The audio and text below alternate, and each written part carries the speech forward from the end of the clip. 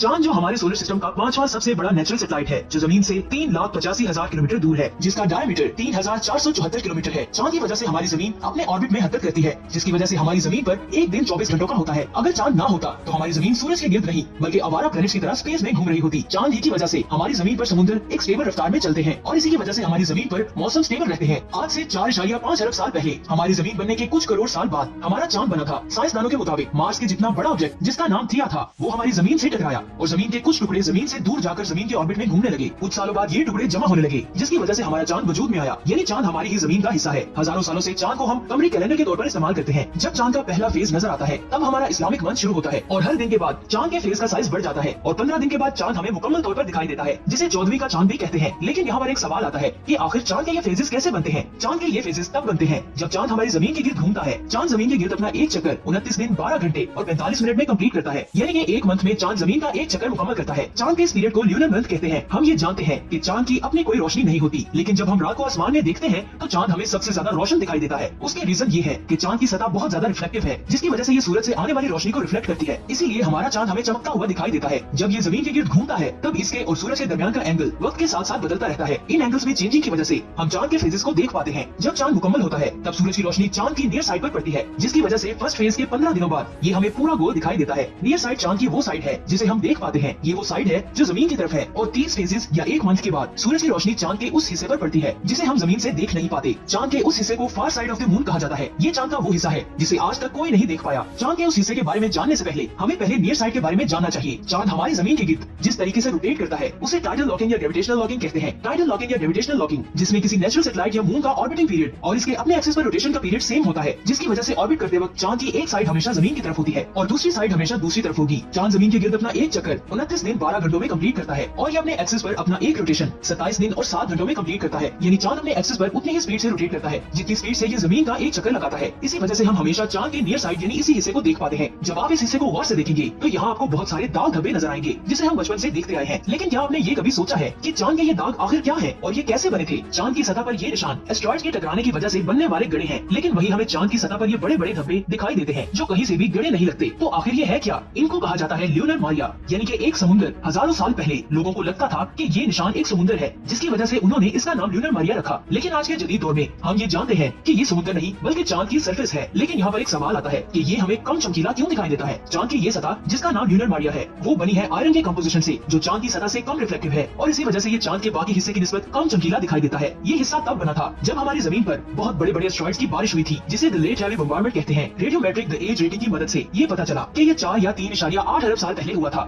हजारों की तादाद में एस्टेरॉइड्स चांद से टकरा रहे थे। उस वक्त चांद के इस हिस्से में दरार पड़ गई और चांद के अंदर का मैग्मा पतली सतह की वजह से लावा बनकर बाहर चांद की सतह पर आ गया और वक्त के साथ साथ ये जमकर एक अनरिफ्लेक्टिव सतह बन गई जो चांद की बाकी सतह की निस्बत कम चमकीली थी। तो इसी तरह चांद की सतह पर ये दाग धब्बे बने, जिसे हजारों साल पहले लोग समुद्र समझते थे। अब बात करते हैं चांद की फार साइड के बारे में। चांद की फार साइड को देखने के लिए हमारा वहाँ जाना जरूरी था। सन 1957 में रशिया ने पहली बार एक सैटेलाइट को स्पेस में भेजा, जिसे देखकर अमेरिका ने 1958 में पायनियर 0 को लॉन्च किया, जो चांद पर किया जाने वाला पहला मिशन बन सकता था। लेकिन बदकिस्मती से ये मिशन फेल हो गया और 12 सितंबर 1959 को रशिया ने पहली बार ल्यूनर स्पेसक्राफ्ट को चांद पर भेजा और इसी तरह रशिया चांद पर स्पेसक्राफ्ट को भेजने वाला पहला मुल्क बन गया। 16 जुलाई 1969 को नासा ने अपोलो 11 को लॉन्च किया। इस मिशन में पहली बार इंसान ने चांद पर अपना पहला कदम रखा था। इसी के साथ अमेरिका इंसानों को चांद पर भेजने वाला पहला मुल्क बन गया। सन 1959 में रशिया ने ल्यूनर 3 स्पेसक्राफ्ट को लॉन्च किया, जिसने पहली बार चांद के फार साइड की तस्वीर खींची, जो काफी धुंधली थी। लेकिन हम इंसान पहली बार चांद के बैक साइड वाले हिस्से को देख रहे थे। 21 दिसंबर 1968 को नासा ने अपोलो 8 स्पेसक्राफ्ट को लॉन्च किया, जिसमें 3 एस्ट्रोनॉट्स थे। यही वो पहले 3 इंसान थे जिन्होंने चांद को ऑर्बिट करते वक्त चांद की बैक साइड को पहली बार देखा था। इस मिशन में चांद पर लैंड नहीं किया गया था, सिर्फ चांद को ऑर्बिट किया गया था। सन 2008 में ISRO ने चंद्रयान 1 को लॉन्च किया, जो इंडिया की तरफ से चांद पर भेजा जाने वाला पहला स्पेसक्राफ्ट था। यही वो स्पेसक्राफ्ट था जिसने चांद के पोल्स में पानी को तलाश किया, जो बहुत बड़ी डिस्कवरी थी, जिसकी वजह से नासा ने 18 जून 2009 को ल्यूनर रिकॉग्निसेंस ऑर्बिटर को लॉन्च किया और इसने साबित किया कि चांद पर पानी मौजूद है। और इसके अलावा इसने चांद के फार साइड की डिटेल से स्टडी की, जिसने साइंसदानों के होश उड़ा दिए। चांद का पीछे वाला हिस्सा बहुत ज्यादा अजीब और खौफनाक था। इस हिस्से पर एस्टेरॉइड्स की टक्कर के बहुत बड़े और गहरे निशान मौजूद थे। लेकिन यहाँ सबसे अजीब बात यह है कि चांद के सामने वाले हिस्से की निस्बत चांद की बैक साइड पर दाग न होने के बराबर थे। चांद के इस हिस्से पर एस्टेरॉइड्स की बारिश हुई थी, लेकिन इस हिस्से पर मैग्मा निकल कर नहीं आ रहा था। लेकिन ऐसा क्यों था? साइंसदानों ने इसके बारे में जो इन्फॉर्मेशन दी है वो बहुत ज्यादा अजीब है। साइंसदानों के मुताबिक आज से करीब 4 अरब साल पहले जब थिया जमीन से टकराया था, तब एक नहीं बल्कि जमीन के 2 चांद बने थे, जो वक्त के साथ साथ एक दूसरे में मर्ज हो गए। उसी मर्जी की वजह से चांद का बैक साइड वाला हिस्सा जहाँ दूसरा चांद जोड़ा गया था, वहाँ का क्रस्ट सामने वाले हिस्से की निस्बत ज्यादा मोटा और मजबूत बन गया। और जब एस्टेरॉइड्स की बारिश हुई तब सामने के पतले निचले क्रस्ट में दरार बनने से लावा बाहर सतह पर निकल कर आ गया, लेकिन पीछे वाला हिस्सा मोटा था, जिसकी वजह से वहाँ दरार नहीं आई, जिसकी वजह से चांद के हिस्से पर क्रेटर्स के निशान मौजूद हैं। यहाँ हजारों सालों से यही समझा जाता रहा था कि वहाँ कोई एलियन बसते हैं, लेकिन वहाँ सिर्फ इम्पैक्ट क्रेटर्स के निशान हैं और कुछ नहीं। चांद की स्टडी से हमें ये भी पता चलता है कि हमारा सोलर सिस्टम वो कैसे बना, और इसकी मजीद स्टडी करने के लिए नासा फ्यूचर में कई स्पेसक्राफ्ट्स को मून पर भेजने का प्लान बना रही है। तो इस टीवी के दोस्तों,